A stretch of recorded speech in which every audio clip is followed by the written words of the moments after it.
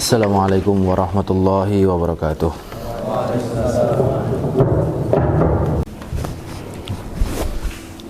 Innal hamdalillah nahmaduhu wa nasta'inuhu wa nastaghfiruh wa na'udzu billahi min shururi anfusina wa sayyiati a'malina. May yahdihillahu fala mudhillalah wa may yudlilhu fala hadiyalah. Ashhadu an la ilaha illallah wahdahu la syarika lah wa ashhadu anna Muhammadan abduhu wa rasuluh. Allahumma salli wa sallim wa barik ala nabiyyina Muhammadin wa ala alihi wa ashabihi ajma'in. Amma ba'd, fa ya ibadallah, usikum wa iyaya bitaqwallah faqad fazal muttaqun. Wa hauthuni wa iyyakum ala ta'atillah wa ta'atir rasul la'allakum turhamun. Wattaqullaha alladhi tasaaluna bihi wal arham innallaha kana 'alaikum raqiba. Wattaqullaha wa qulu qawlan sadida yuslih lakum a'malakum wa yaghfir lakum dhunubakum wa may yuti'illaha wa rasulahu faqad faza fawzan 'azima. Fa'lamu ayyuhal muslimun fa inna asdaqal hadits kitabullah wa khairul hadi hadi Muhammadin sallallahu alaihi wasallam wa syarrul umur muhdatsatuha wa kullu muhdatsatin bid'ah wa kullu bid'atin dhalalah wa kullu dhalalatin tasiru ilan nar. Kaum muslimin, mukminin rahimakumullah. Setelah khatib mengucapkan tahmid dan taslim, mewasiatkan kepada diri pribadi khususnya dan kepada semua jamaah hadirin sekalian umumnya, marilah senantiasa kita tingkatkan, kita perbaiki kualitas iman dan takwa kepada Allah Subhanahu wa taala. Karena fatazawwadu fa inna khairaz zadi taqwa. Di dunia, untuk bisa menyambung hidup, melangsungkan kehidupan kita di dunia, kita butuh materi agar hidup kita berlanjut dari hari ke hari. Maka begitupun kelak di akhirat, kita butuh bekal untuk sampai pada tujuan kita, surganya Allah Subhanahu wa taala. Karena jamaah sekalian, sebaik-baik bekal yang Allah wasiatkan kepada semua hambanya adalah takwa, takut kepada Allah Subhanahu wa taala. Tentu masing-masing mempunyai porsi sendiri-sendiri. Dalam hal ini sebagai tulabul ilm adalah berijtihad, bersungguh-sungguh dalam belajar, dalam menghafal, dalam mendalami ilmu-ilmu agama. Juga tidak hanya sampai situ, juga harus mengimplementasikannya, mempraktekannya, mengamalkannya, sehingga apa yang dipelajari tertanam dalam jiwa ketika antara apa yang diucapkan, apa yang difahami, apa yang dihafalkan tertuang dalam tindakan kesehariannya. Kaum muslimin, mukminin rahimakumullah. Akhir-akhir ini di kehidupan kita banyak sekali nuansa Palestina.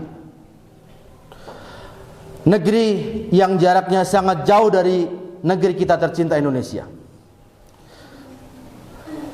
Di berbagai platform sosial media kita melihat di berbagai sudut Indonesia orang menggunakan berbagai macam atribut Palestina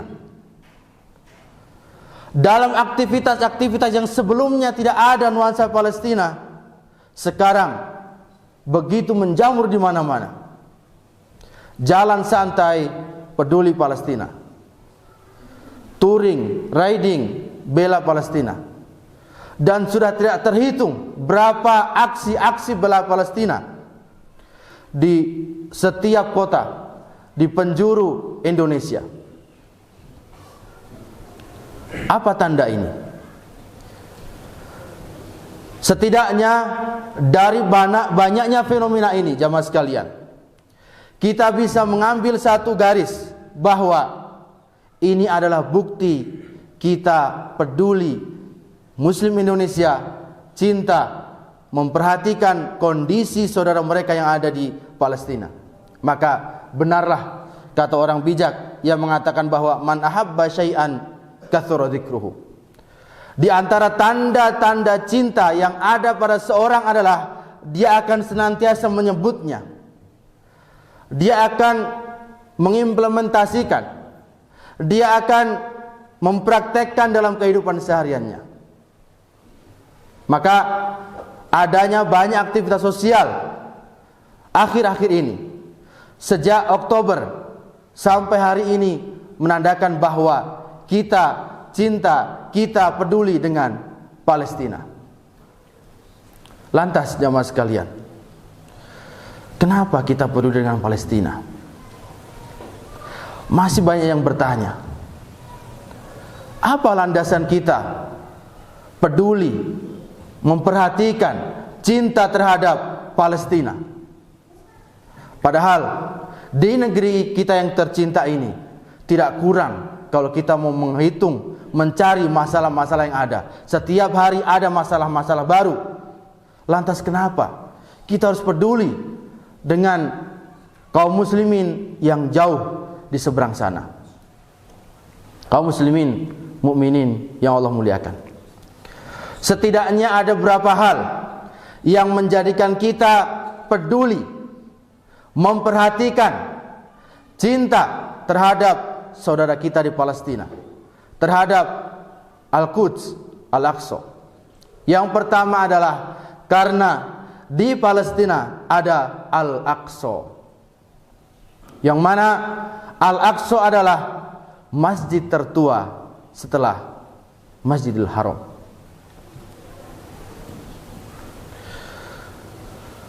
Menjadi penting bagi kaum muslimin sekalian untuk mengerti sejarah masa lalunya.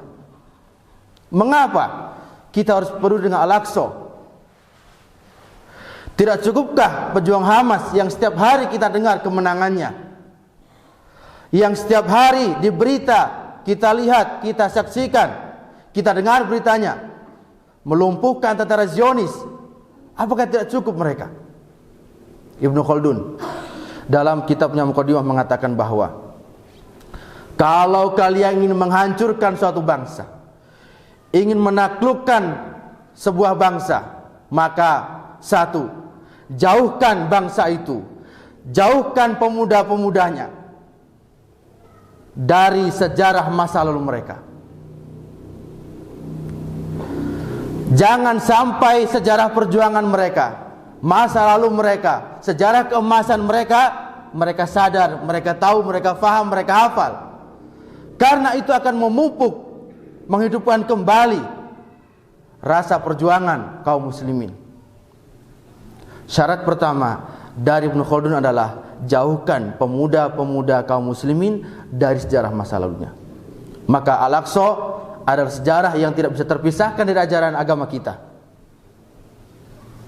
Yang kedua, setelah para pemuda lengah, tidak memperhatikan lagi Al-Aqsa, Palestina, Al-Quds, tanamkan pada hati-hati mereka hubbud dunya wa karahiyatul maut, cinta dunia dan takut akan kematian. Dunia menjadi orientasinya dalam pendidikan, dalam belajar, dalam bekerja. Di semua lini orientasinya adalah dunia, dunia, dan dunia. Sehingga dia akan sibuk dengan dirinya dan akan lupa dengan saudaranya yang tengah terjajah di bumi Palestina, bumi para nabi. Kaum muslimin, mukminin rahimakumullah. Maka mempelajari sejarah menjadi sebuah energi penting bagi para pemuda untuk bisa menjaga agamanya. Karena tidak akan bisa pemuda menjaga agamanya ketika dia buta dengan sejarah masa lalunya, buta dengan sejarah masa keemasan, dan di antara cara untuk mengembalikan itu adalah mimbar-mimbar, taklim-taklim, kajian-kajian harus hidup dengan sejarah-sejarah keemasan Islam. Di antaranya adalah yang saat ini sedang kita saksikan bersama, yaitu penjajahan di negeri Palestina, yang mana Al-Aqsa menjadi bagian tidak terpisahkan dari ajaran kita. Kaum muslimin mukminin rahimakumullah. Alasan kedua yang melandasi kita kenapa harus peduli, harus cinta, senantiasa memperhatikan Palestina adalah karena Palestina ula kiblatain, Al-Aqsa ula kiblatain. Kiblat pertama yang sebelum akhirnya Allah Subhanahu wa taala perintahkan untuk mengarahkan solatnya ke Ka'bah. Apa pentingnya kiblat pertama bagi kita? Apa pengaruhnya terhadap kita, kaum muslimin rahimakumullah? Ini adalah syiar Islam, syiar yang Allah letakkan, berikan kepada kita semua sebagai sebuah kehormatan. Maka ketika syiar, ketika situs itu menjadi direndahkan, dihinakan, ia tidak lagi suatu yang berharga di kaum muslimin. Karena ini adalah syiar Islam yang tidak terpisahkan dari agama kita. Begitu penting dalam sehari 5 kali kita sholat, menandakan betapa pentingnya sholat, dan kiblat tidak bisa dipisahkan dari hal terpenting dalam hidup kita. Maka ketika Al-Aqsa yang merupakan ula kiblatain tidak lagi menjadi penting bagi umat Islam, maka akan dengan mudah para penjajah mengambil alih kejayaan umat Islam. Kaum muslimin mukminin rahimakumullah. Yang terakhir, kenapa kita harus peduli, harus menjaga, harus memperhatikan, harus cinta Palestina? Karena dia adalah tempat yang istimewa. Kenapa demikian? Karena Allah telah pilihkan bagi Rasulnya Muhammad sallallahu alaihi wasallam Palestina menjadi akhir Isra dan awal Mi'raj. Allah Ta'ala memilihkan bagi nabinya tempat yang mulia, sebelum akhirnya Allah ajak nabinya untuk naik ke tempat yang mulia. Maka jika demikian, apalah artinya kemuliaan itu yang telah Allah pilihkan bagi nabinya untuk umatnya, jika kemudian ketika dia terjajah, terzolimi, terampas kemerdekaannya, tidak ada tindakan dari kaum muslimin seluruh alam. Kaum muslimin mukminin rahimakumullah. Sultan Mahmud Nuruddin Zangki, beliau pernah mengatakan, aku malu kepada Allah untuk tersenyum, sedangkan Palestina, sedangkan Baitul Maqdis, sedangkan Al-Aqsa masih di bawah penjajahan. Menjadi motivasi yang luar biasa baginya untuk terus mengupayakan kemerdekaan, untuk terus membebaskan Palestina, Al-Aqsa, Baitul Maqdis dari cengkraman penjajah. Juga diikuti oleh Sultan Mahmud yang kedua. Ketika itu umat muslim sedang dalam kondisi yang hampir jatuh. Ekonomi melemah, butuh dana banyak untuk memperbaiki kondisi umat. Datanglah Zionis menawarkan begitu besar dana, uang, untuk apa? Berikan sedikit tanah Palestina untuk dijadikan tempat tinggal Zionis. Dengan imbalan uang yang begitu besar, yang logikanya, normalnya pasti butuh untuk kemudian memperbaiki kondisi umat Islam. Tapi apa yang terjadi? Kata beliau, aku tidak akan sekali-kali menjual sejengkal sedikit pun tanah Palestina kepada Zionis Israel. Yang terakhir, jamaah sekalian, Salahuddin Al-Ayyubi 8 abad yang lalu, sebelum beliau mengambil alih Palestina, ketika beliau hendak memerdekakan Palestina dari penjajahan, yang mula-mula beliau lakukan bukan mempersiapkan peralatan perang, bukan melatih prajurit, tetapi beliau menyatukan saf kaum muslimin. Wahdatul ummah, kesatuan umat menjadi energi yang penting dan kuat. Jika kita lihat saat ini di Palestina begitu kuat, di antara sebabnya adalah karena mereka bersatu. Maka kita bisa belajar dari ini. Secanggih apapun senjata-senjata yang dunia kirim untuk menghancurkan Palestina, tidak akan berfungsi. Mentah semuanya. Kenapa? Ada kekuatan yang sangat luar biasa, yang di situ Allah Subhanahu wa taala bersama mereka, yaitu wahdatul ummah, kesatuan umat. Dan itulah yang dilakukan oleh Salahuddin Al-Ayyubi. Dia menyatukan kaum muslimin dari kelompok-kelompok yang selama ini melemahkan barisan umat Islam. Barakallahu li wa lakum fil Qur'anil Karim wa nafa'ani wa iyyakum bima fihi minal ayati wa dzikril hakim. Fataqabbalallahu minna minkum fastaghfiruh innahu huwal ghafurur rahim.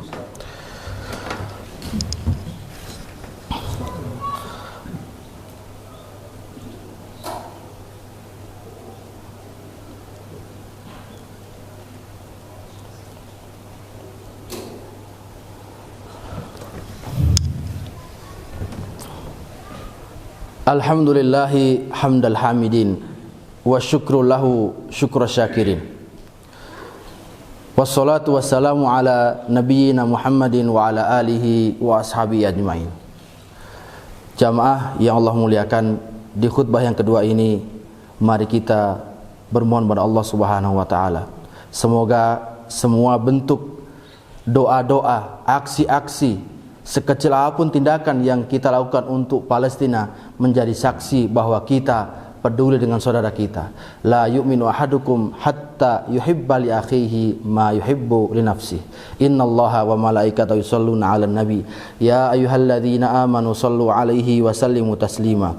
Allahumma ighfir lil muslimina wal muslimat wal mu'minina wal mu'minat al ahya'i minhum wal amwat. Innaka sami'un qaribun mujibud da'wat. Fa ya qadiyal hajat, Allahumma aslih lana dinana alladhi huwa ismatu amrina wa aslih lana dunyana allati fiha ma'ashuna wa aslih lana akhiratana allati ilaiha ma'aduna waj'alil hayata ziyadatan lana fi kulli khair waj'alil mauta rahatan lana min kulli syarr. Allahumma a'izzal islam wal muslimin wa adhil asyirka wal musyrikin wansur ibadakal muwahhidin wa dammir a'daka a'da'ad-din. Allahumma ansur ikhwanal muslimina fi Filastin. Allahumma kun lahum wa la takun alaihim. Allahumma inna nas'aluka ridhaka wal jannah wa na'udzubika min sakhatika wan nar. Allahumma ighfir lana wa liwalidina warhamhum kama rabbawna shighara. Rabbana zalamna anfusana wa illam taghfir lana wa tarhamna lanakunanna minal khasirin.